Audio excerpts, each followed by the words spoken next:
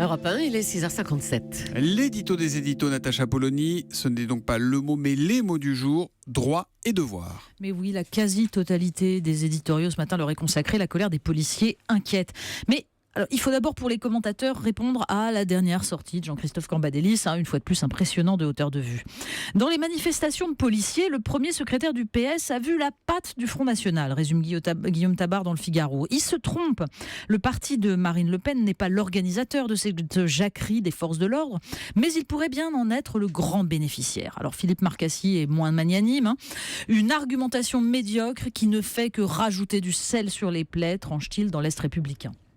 Mais une fois les mesquineries évacuées, reste le fond. Michel Klékovicki, dans Le Républicain Lorrain, rappelle ce qui oppresse les policiers. La peur d'une agression, certes, mais aussi la peur de la bavure.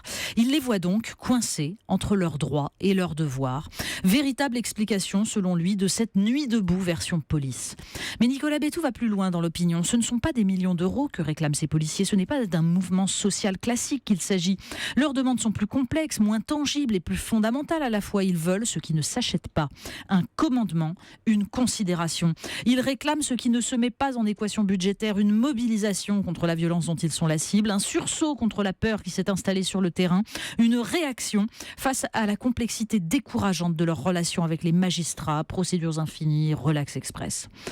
Et puis surtout, il ajoute, venant après les réactions des hauts gradés de l'armée l'an dernier, après celles de magistrats ces jours-ci, voilà des manifestations qui sont les stigmates d'une société malade de ne plus avoir de règles ou d'avoir oublié de les faire respecter. L'édito des éditos de Natacha Polony qu'on retrouve tout à l'heure à 8h30 pour la revue de presse. À tout à l'heure, Natacha. À tout à l'heure.